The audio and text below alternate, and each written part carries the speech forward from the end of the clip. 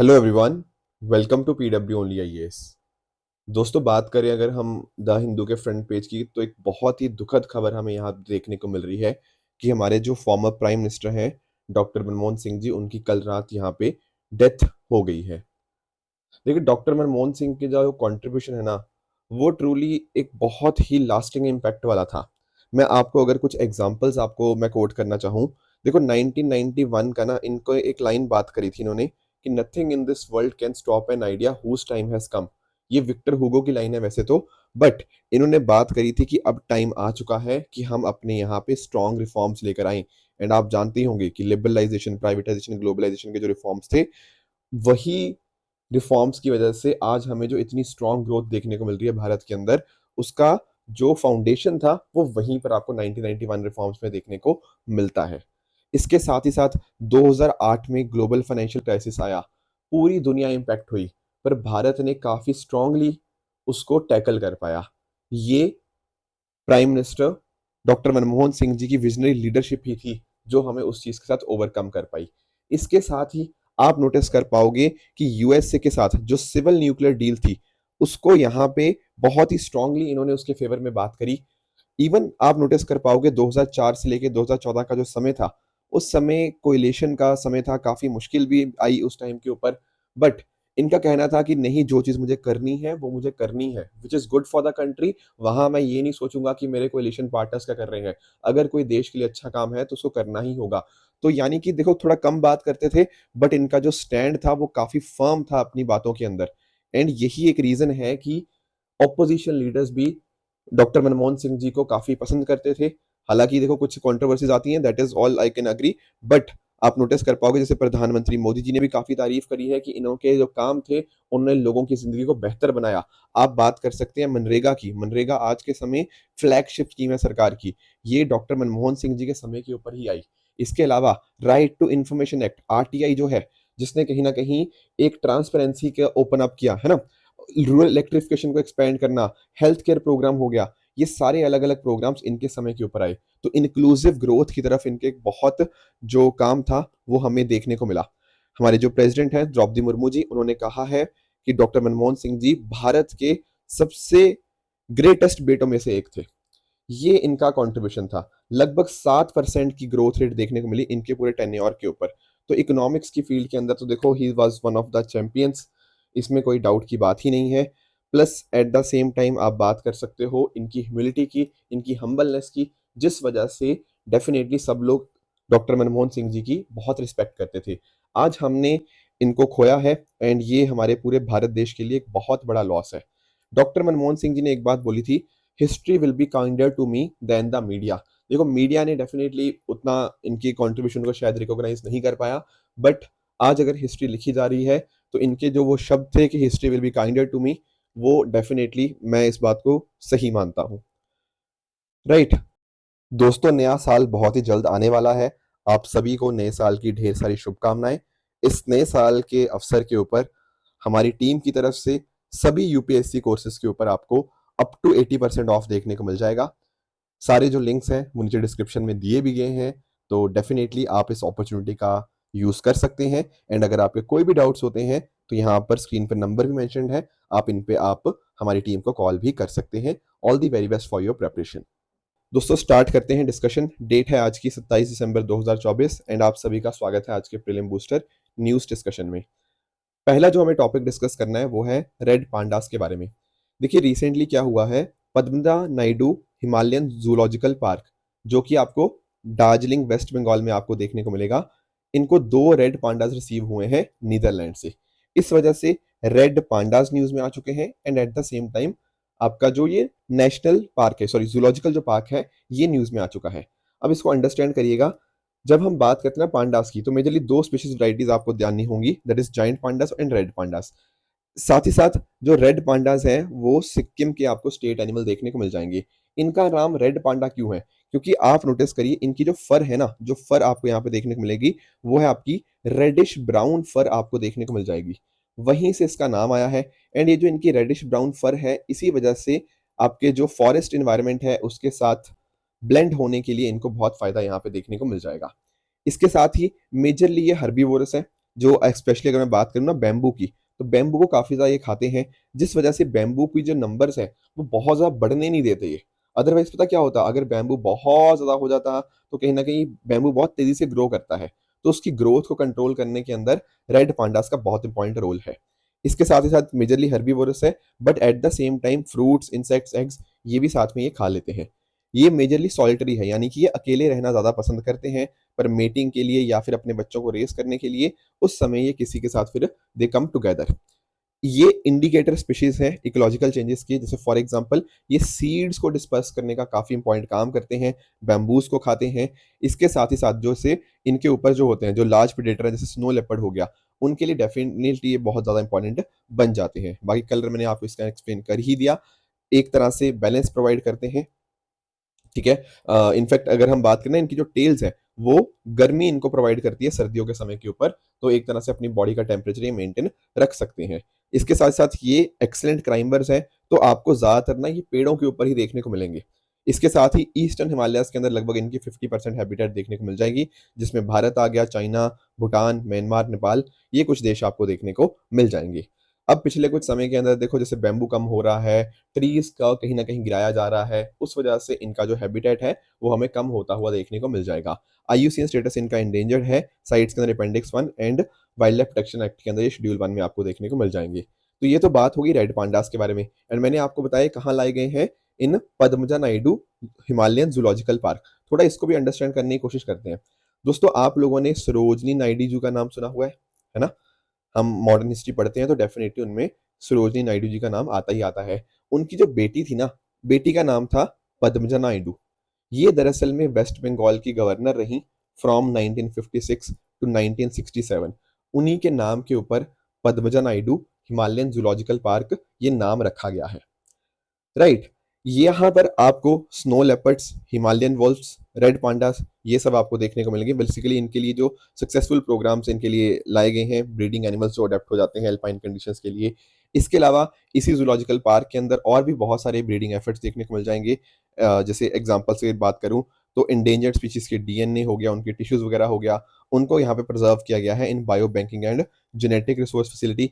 इसके साथ ही साथ 20 रेड पांडास को वाइल्ड में रिलीज़ किया गया था। इसके साथ ही साथ सिंगालिया लीला नेशनल पार्क, जो कि आपको दार्जिलिंग के अंदर ही देखने को मिल जाएगा, वहाँ पर इनको रिलीज़ किया गया था आपके रेड पांडास को। तो ये कुछ बातें थी Padmaja Naidu Himalayan Zoological park के बारे में, जो हमें पता होनी चाहिए। आगे बढ़ते हैं अगले टॉपिक पे, प्रॉपर्टी कार्ड्स अंडर स्वामित्व स्कीम। पहले थोड़ा स्वामित्व स्कीम समझ लेते हैं कि आखिर ये स्कीम है क्या। देखिए, अंडरस्टैंड करिएगा, स्वामित्व stands for survey of villages and mapping with improvised technology in village area. ये दरअसल में ना एक सेंट्रल सेक्टर स्कीम है, यानी कि यहाँ पर इस स्कीम के लिए सारा का सारा जो पैसा है, वो सेंट्रल गवर्नमेंट से आता है। इसको लॉन्च किया गया था 24 अप्रैल 2020 को। दरअसल में हर साल 24 अप्रैल को हम नेशनल पंचायती राज डे के रूप में सेलिब्रेट करते हैं, तो 2020 के अंदर इसको स्कीम को लॉन्च किया गया। एंड लॉन्च पता क्यों किया गया? देखो, लॉन्च इसलिए किया गया था ताकि ना हमारे जो विलेजेस हैं, हम उनका प्रॉपर सर्वे कर पाएँ। ठीक है? आप पूछोगे सर्वे करने से होगा क्या? सर्वे करने से ना हमें रिकॉग्निशन मिलेगा। किस चीज़ का रिकॉग्निशन? कि कौन-सी प्रॉपर्टी किसकी है। यानी कि लैंड ओनरशिप के ऊपर एक हक मिलेगा। ठीक है? अदरवाइज़ आप नोटिस करते हो बहुत सारे दिक्कतें फेस होती हैं कि कौन-सी लैंड किसकी है। तो जो आपके इन्हेबिटेड एरियाज़ है ना, वहाँ पर जो आपके विलेज हाउसहोल्ड ओनर्स होंगे, जो भी मालिक होंगे, जिनका घर होगा, उनको रिकॉर्ड दिया जाएगा, उनको लैंड ओनरशिप राइट दिया जाएगा। अब इसका फ़ायदा क्या हुआ अगर पता लग गया कि कौन किसकी ज़मीन है? उससे फ़ायदा ये होगा कि कल को इनको कुछ लोन लेना होगा, तो बैंक में जा पाएँगे और बैंक को दिखा पाएँगे, भाई ये है मेरा प्रॉपर्टी कार्ड, लाओ लोन दो मुझे। समझे? तो रूरल सिटीजन्स को एक तरह से बेहतर इकोनॉमिक सिक्योरिटी होगी। इसके अलावा लैंड का ओनरशिप पता लग जाएगी, तो महिलाओं को भी वुमेन ओनरशिप या जेंडर इक्वालिटी के अंदर भी इसका इम्पोर्टेंट रोल रहेगा। एंड लास्टली हमें क्या कलेक्ट करना होता है? हमें कलेक्ट करना होता है sir property tax. Property tax कब तक कलेक्ट करेंगे या कैसे कलेक्ट करेंगे? वो तभी कलेक्ट कर पाएँगे जब हमें अनडिस्प्यूटेड प्रॉपर्टी रिकॉर्ड्स के बारे में पता होगा। Getting it? तो प्रॉपर्टी टैक्स कितना कलेक्ट करना है, कितना डिटरमिन होगा, और जो मसले होंगे वो सारे के सारे इस तरह से मैनेज हो जाएँगे इस पर्टिकुलर स्कीम के माध्यम से। ये है आपकी स्वामित्व स्कीम। आई होप ये बात आपको समझ आ गई होगी। तो इस स्कीम को इम्प्लीमेंट किया जा रहा है ministry of Panchayati Raj, survey of India, state revenue department, state Panchayati Raj department, NIC, national informatics centre, ये सब मिलकर इसको स्कीम को यहाँ पे इम्प्लीमेंट कर रहे हैं। तो सर्वे ऑफ इंडिया इसका एक टेक्नोलॉजी पार्टनर आपको देखने को मिल जाएगा। इसके साथ से ना इसमें ना कोर्स नेटवर्क की भी बात करी गई है। मैं आपको एक्सप्लेन करता हूँ ये कोर्स नेटवर्क क्या है। Course stands for continuously operating reference station. देखो एक्चुअल में होता पता क्या है कि प्रॉपर मैपिंग वगैरह चाहिए होती है, वो भी रियल टाइम बेसिस के ऊपर। मैपिंग मतलब जिसको हम कैडेस्ट्रल मैपिंग भी बोलते हैं। दरअसल में प्रॉपर्टी की बाउंड्रीज, उसके क्या क्या फिजिकल कैरेक्टरिस्टिक्स हैं। बेसिकली आप लोग ना शायद हिंदी में भू नक्शा करके सुना होगा। ये भू नक्शा को ही ना इंग्लिश में बोलते हैं कैडेस्ट्रल मैप्स। तो वो सब यहाँ पे उनका लैंड पार्सल का एक डिटेल्ड रिप्रेजेंटेशन होना, वही आपका कैडेस्ट्रल मैप्स होता है। तो ये जो कोर्स नेटवर्क है ना, ये प्रॉपर पोजीशनिंग सर्विस हमें बताता है। सारे के सारे जो आपके जियो स्पेशल एप्लीकेशंस हैं बहुत ही हाईली एक्यूरेट आपको यहाँ पे देखने को मिल जाएंगे। तो बिल्कुल सेंटीमीटर लेवल की एक्यूरेसी है कि आपकी जमीन यहाँ पर है, इतनी जमीन यहाँ पर है, एंड रियल टाइम के बेसिस पर वो डेटा इस तरह से अपडेट यहाँ पे होता रहेगा। तो लैंड एडमिनिस्ट्रेशन के अंदर काफी मदद मिलेगी। ये है आपका कोर्स नेटवर्क। तो यही आप नोटिस कर पाओगे, इससे बेनिफिट्स डेफिनेटली होंगे ही होंगे कि आप फाइनेंशियल स्टेबिलिटी बढ़ेगी, लोन वगैरह मिल जाएगा, डिस्प्यूट्स वगैरह कम हो जाएंगे, प्रॉपर्टी टैक्स आप कलेक्ट कर पाओगे, एंड ओवरऑल बेनिफिट की बात होगी तो डेफिनेटली रूरल प्लानिंग बेहतर हो पाएगी, क्योंकि अब हमें पता है कि ओपन स्पेस कौन सी है, एंड फिर उसको हम कम्युनिटी डेवलपमेंट के लिए इस्तेमाल कर पाएंगे। जो ग्राम पंचायत डेवलपमेंट प्लान है उसको बना पाएंगे कि क्या क्या ग्रोथ के लिए क्या क्या फैक्टर्स चाहिए। जैसा कि आपका जो 11 शेड्यूल है कॉन्स्टिट्यूशन का, उसमें अंदर बात जो करी गई है, ठीक है, तो पार्टिसिपेटरी प्लानिंग हो पाएगी। इसके साथ ही साथ जो भी प्रॉपर इंफ्रास्ट्रक्चर है, जीआईएस मैप्स हैं, उनको हम यूटिलाइज कर पाएंगे अलग अलग एप्लीकेशंस के लिए। ये है स्वामित्व स्कीम। बाकी इस पर्टिकुलर प्रॉपर्टी कार्ड को अलग अलग जगह अलग अलग नामों से बोला जाता है। हरियाणा में इसको टाइटल डीड बोलते हैं, कर्नाटका में इसको रूरल प्रॉपर्टी ओनरशिप रिकॉर्ड बोला जाता है, मध्य प्रदेश में अधिकार अभिलेख हो गया। तो इस तरह से there are different names in different states, but point वही है कि दीज आर प्रॉपर्टी डॉक्यूमेंट्स या property cards, these are legal document जो क्लियरली बताते हैं कि कौन सा ओनरशिप लैंड की किसकी है। ठीक है, तो अभी आप नोटिस कर पाओगे कि प्रधानमंत्री जी वर्चुअली इस तरह के 58 लाख प्रॉपर्टी कार्ड डिस्ट्रीब्यूट करेंगे, जिसके माध्यम से जो प्रॉपर्टी ओनरशिप है वो डिटर्मिन हो जाएगी। आगे बढ़ते हैं अगले टॉपिक पे। विकसित पंचायत कर्म योगी को अंडरस्टैंड करने की कोशिश करते हैं। आप लोग कर्म योगी समझते हो? कर्म योगी एक ऐसा इंसान होता है जो अपना काम करता है, और काम भी कैसे होता है? बिना फल की चिंता किए हुए। दरअसल में भगवत गीता के अंदर ही ये कॉन्सेप्ट लिखा हुआ है कर्म योगी का।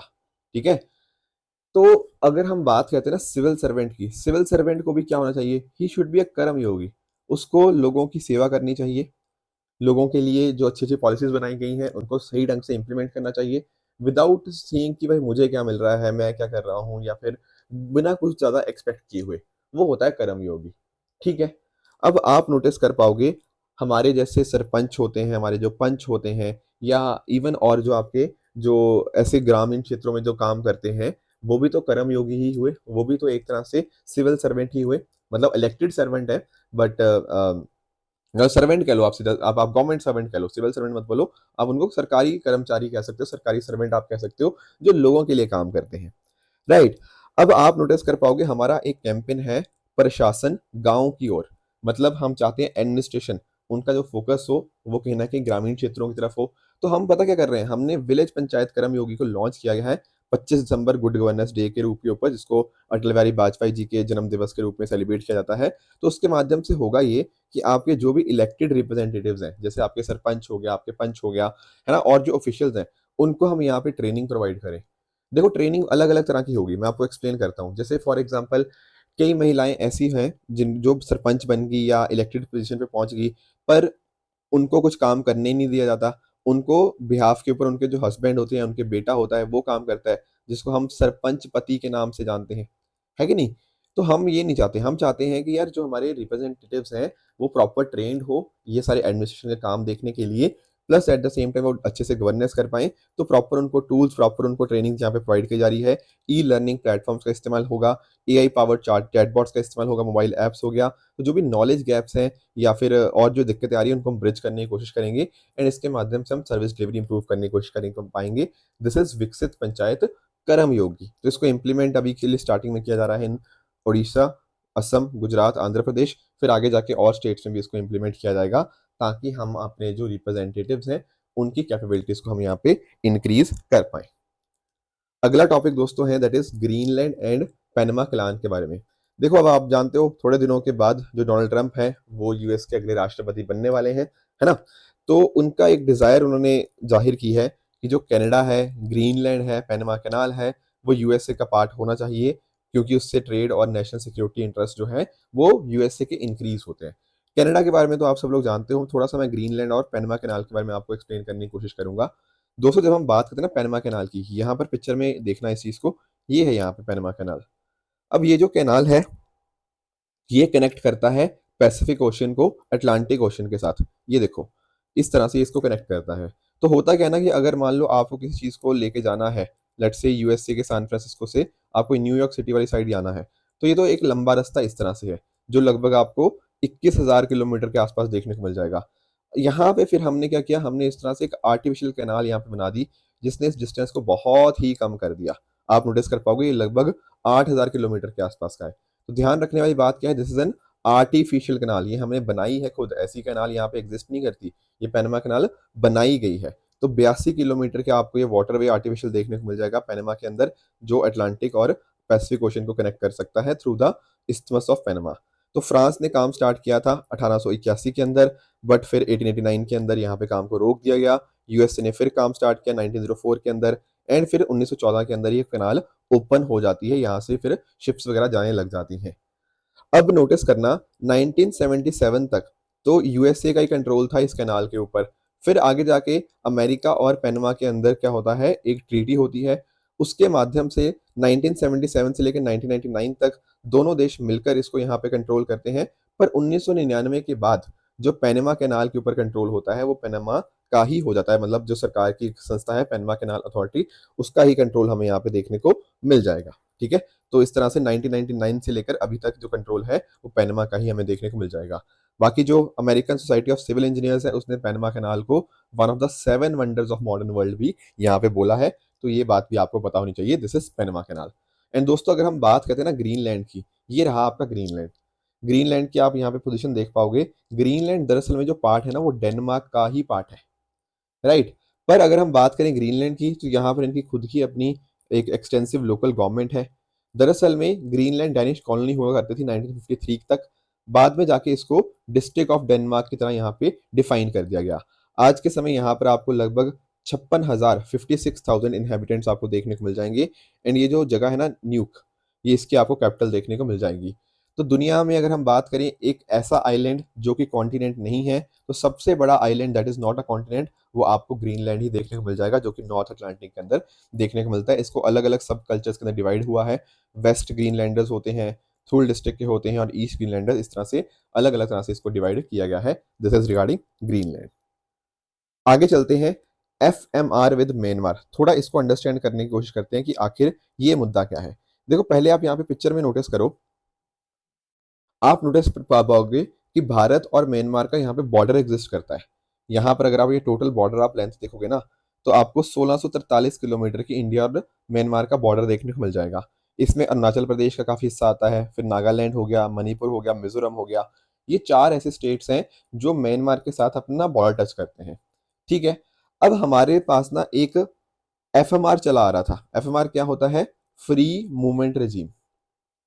ठीक है, अब इस फ्री मूवमेंट रजीम के माध्यम से ना हमने क्या अलाउ किया हुआ था कि बेसिकली जो बॉर्डर के 16 किलोमीटर के रेंज के विद इन लोग हैं ना, वो आराम से ट्रेवल कर सकते हैं एक देश से दूसरे देश। ठीक है, क्योंकि आप नोटिस कर पाओगे यार, जो बाउंड्री तो बन गई, पर जो बिल्कुल बॉर्डर पे जो लोग बैठे हुए हैं, उनके तो कल्चरल रिश्ते हैं ना, तो उनको ऐसी समस्या आती थी बहुत ज्यादा। तो एफ के माध्यम से क्या हुआ, फ्री मूवमेंट रजीम के माध्यम से, कि विद इन 16 किलोमीटर के जो है, वो बिना किसी दिक्कत के यहाँ पे आराम से ट्रेवल कर सकते हैं। पर फिर हमें यहाँ पे देखने को मिला कि इस वजह से ना बहुत परेशानियां फेस हो रही थी। किस तरह की परेशानियां? परेशानियां ये फेस हो रही थी कि बहुत सारा इलीगल मूवमेंट हमें यहाँ पे देखने को मिल जाता है, राइट? तो हमने इसको खत्म करने के लिए, हमने इसको रोकने के लिए, अपनी इंटरनल सिक्योरिटी को बेहतर करने के लिए, हमने फ्री मूवमेंट रजीम के ऊपर रोक लगा दी थी। पर अनाउंस तो कर दिया था, पर एक फॉर्मल नोटिफिकेशन नहीं आया था, तो यानी कि अभी भी चला ही आ रहा था।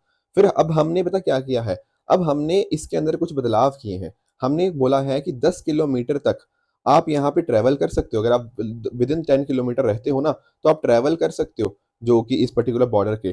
पर कुछ एक रिस्ट्रिक्शंस होंगी। वो मैं रिस्ट्रिक्शंस आपको समझा देता हूँ कि आखिर वो रिस्ट्रिक्शंस क्या है। इन नई गाइडलाइंस के हिसाब से एक स्ट्रिक्टर मूवमेंट यहाँ पे कर दी गई है। तो यहाँ पर क्या होगा, असम राइफल्स के द्वारा ना बॉर्डर पास इशू किया जाएगा for a stay up to 7 days. इसमें आपका एक फोटोग्राफ, क्यूआर कोड, बायोमेट्रिक्स होगा, जो कि रिटर्न विजिट के ऊपर यहाँ पे उसको रिटर्न कर दिया जाएगा। मतलब वापस आ रहे हैं तो रिटर्न कर दिया जाएगा। अब जो इंडिविजुअल्स होंगे उनको डेजिग्नेटेड पॉइंट्स के ऊपर रिपोर्ट करना पड़ेगा। Proper documentation and security and health checks होंगे एंड पुलिस इन चीज़ों को वेरीफाई करेगी एंड अगर कुछ वायलेशन होता है तो उसमें लीगल एक्शन होगा। तो आप नोटिस कर पाओगे स्टार्टिंग में जो 8 पायलट एंट्री पॉइंट्स हैं उनको एक्टिवेट किया जाएगा। फिर आगे जाके आप नोटिस कर पाओगे 14 और होंगे एंड साथ साथ बायोमेट्रिक सिस्टम्स भी यहाँ पे लगाए जाएंगे। ये सब चीज़ें यहाँ पे करी जाएंगी। अब पॉइंट यही है कि दिक्कत क्या थी, एफएमआर से दिक्कत ये थी कि एफएमआर में मूवमेंट बहुत ज़्यादा आसान कर दी गई थी फ्री मूवमेंट रजीम के अंदर, जो 16 किलोमीटर वाली मैं बात कर रहा था पहले जो एग्जिस्ट करता था। पर जब हमने नोटिस किया कि एक तो इंटरनल सिक्योरिटी का खतरा बढ़ रहा है, प्लस जो नॉर्थ ईस्टर्न स्टेट्स हैं वहाँ पर डेमोग्राफिक स्ट्रक्चर में चेंजेस आ रहे हैं। फिर 16 फरवरी को सरकार ने, मतलब जो हमारे होम मिनिस्टर अमित शाह जी, उन्होंने अनाउंस कर दिया था, सॉरी 8 फरवरी को अनाउंस कर दिया था कि एफएमआर को हम खत्म कर रहे हैं। पर कभी भी इसका फॉर्मल नोटिफिकेशन नहीं आया, समझे इस बात को। तो इसीलिए ये चलता जा रहा था, वर्बल बात हमने कर दी थी पर फॉर्मल ऑर्डर्स नहीं आ पाए थे। तो अब हमने यहाँ पर एफएमआर एक तरह से कह लो कि खत्म नहीं किया, एफएमआर के अंदर चेंजेस कर दिए हैं, उसको स्ट्रिक्ट कर दिया है पहले से। ठीक है, पहले आप नोटिस कर पाओगे कि बड़े आराम से 2 हफ्ते तक रह सकते थे।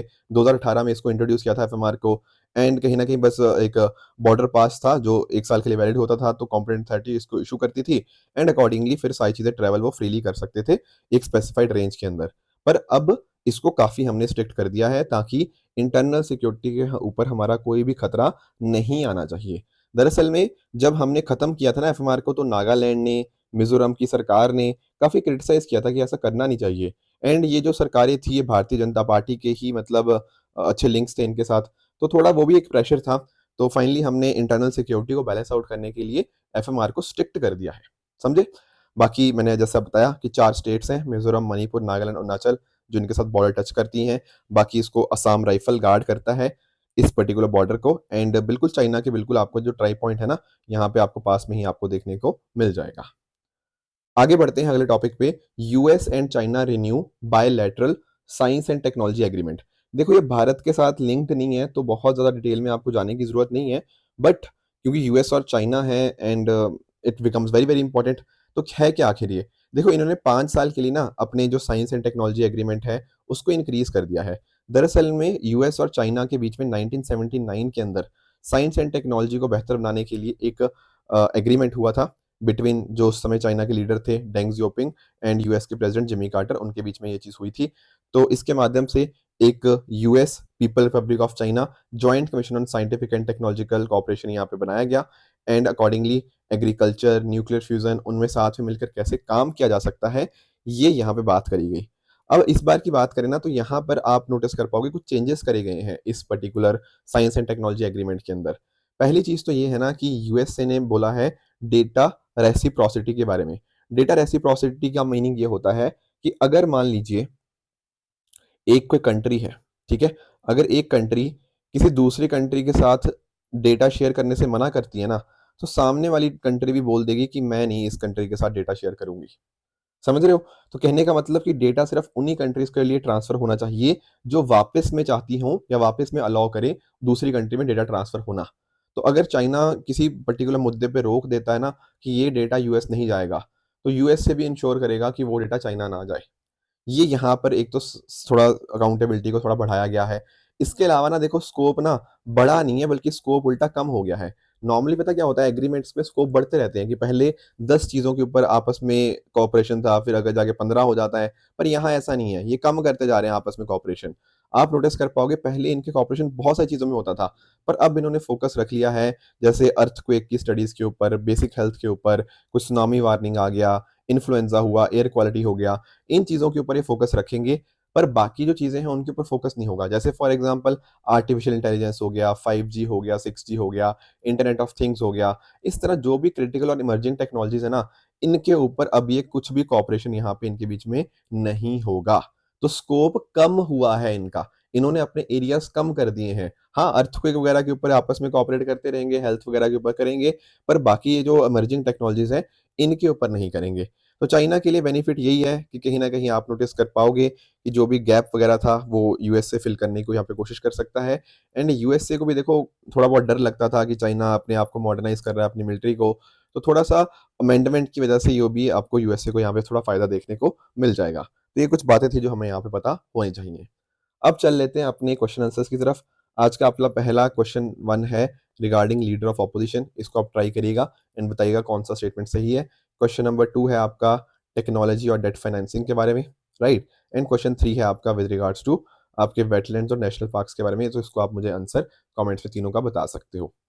कल मैंने आपको होमवर्क दिया था कि इनमें से कौन-सी बॉडीज़ आपकी कॉन्स्टिट्यूशनल बॉडीज़ हैं। क्वेश्चन आसान है अगर आपको थोड़ा-सा पता होगा। जैसे अगर मैं बात करूँ ना एनसीबीसी की, तो एनसीबीसी को मतलब 102nd अगर आपने कॉन्स्टिट्यूशनल अमेंडमेंट एक्ट पढ़ा है, उसके माध्यम से इसको कॉन्स्टिट्यूशनल बॉडी बना दिया गया था।